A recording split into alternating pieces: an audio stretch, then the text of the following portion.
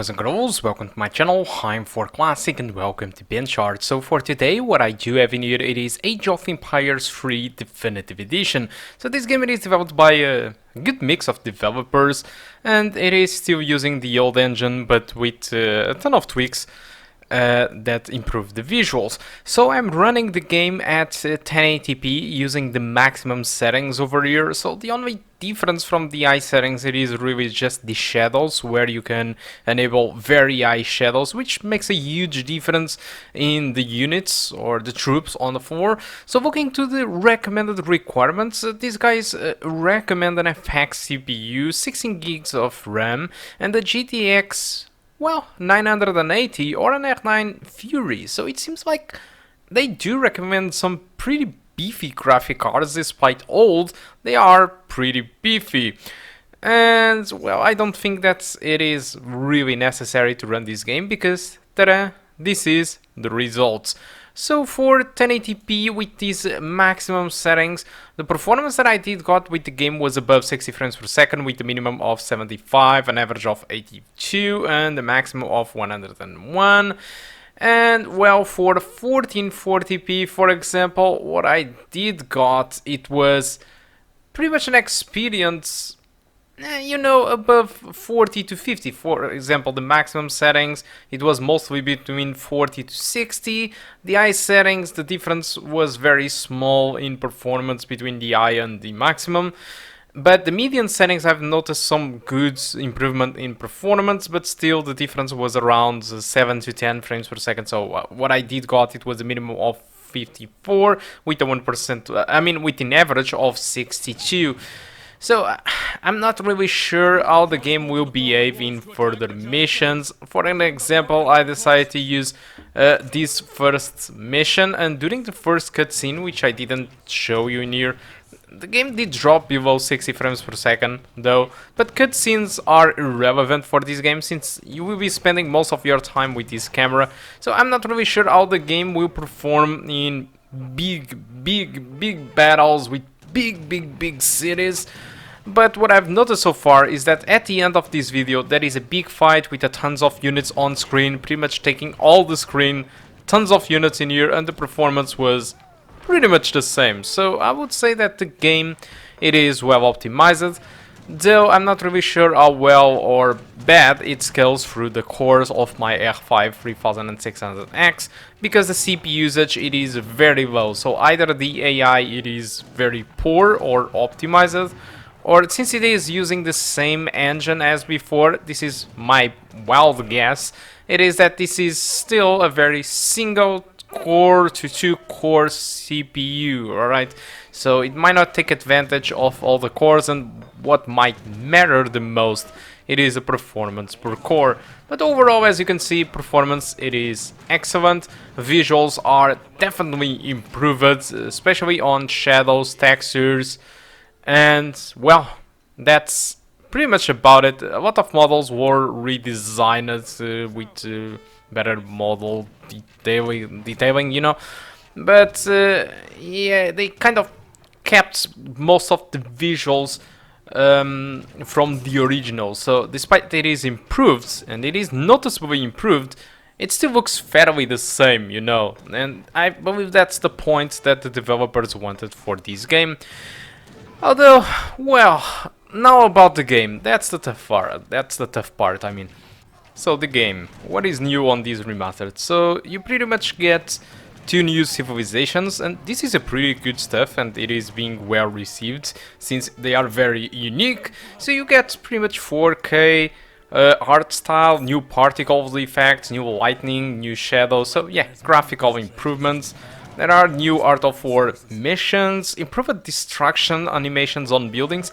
This is a little bit discussable since not all the people are really satisfied with these new animations. If you go to Steam, well, the game reception, it is being quite mixed, so not all the people are satisfied with the changes, and this is a little bit unfortunate since these new animations, for some people don't really enjoy these new animations, but some other people do enjoy them. So despite it might be an improvement for the developer team behind it, not all the people think that this was an improvement. So it's complicated.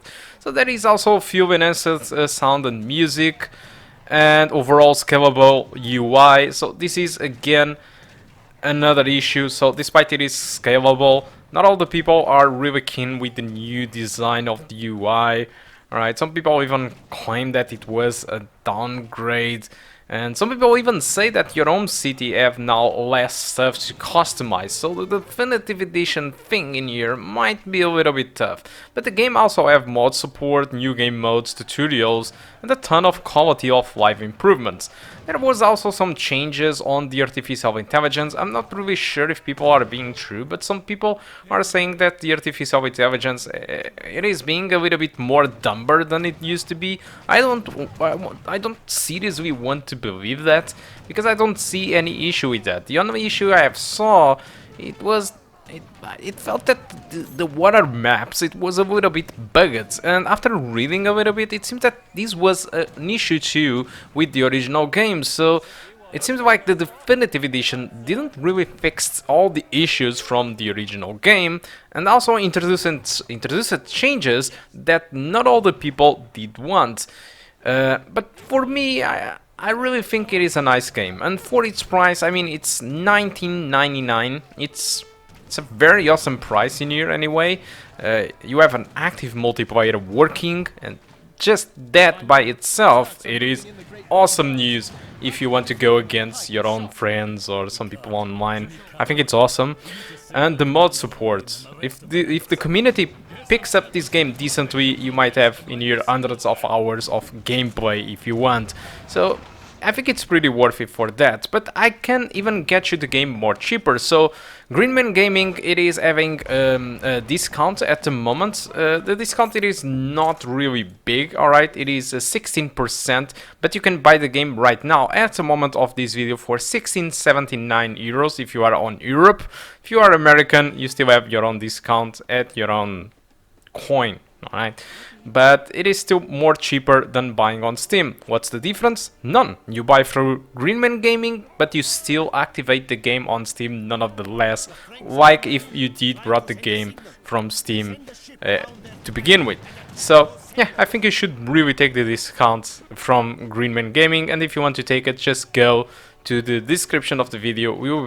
You have the link there where you can get the game cheaper than on Steam, even cheaper. I think the game, it is pretty cheap and it works by itself. And also I'm pretty sure these guys will fix the game, because at first I started to benchmark the game. I have noticed that the performance was pretty bad. I was having 50 to 60 frames per second, but after a couple of hours, this guy just fixed the game, and suddenly I started to have this performance of 80 frames per second, 70 frames per second. So I'm pretty sure that these developers behind this game will listen to the community and will probably try to fix what the community thinks that it is wrong. Right? So let's have some faith.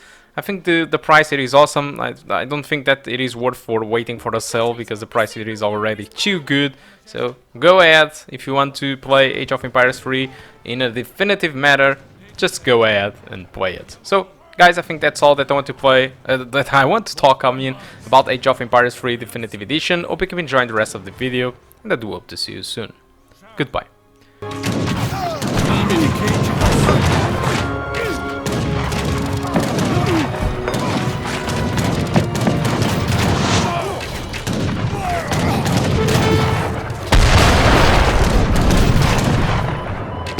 Why is the signal fire lit?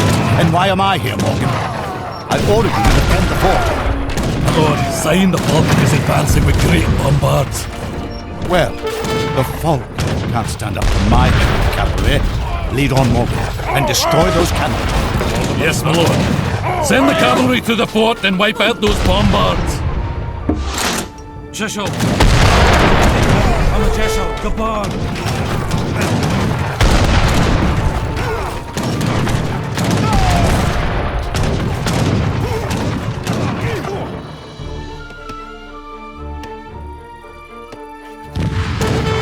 Two to go.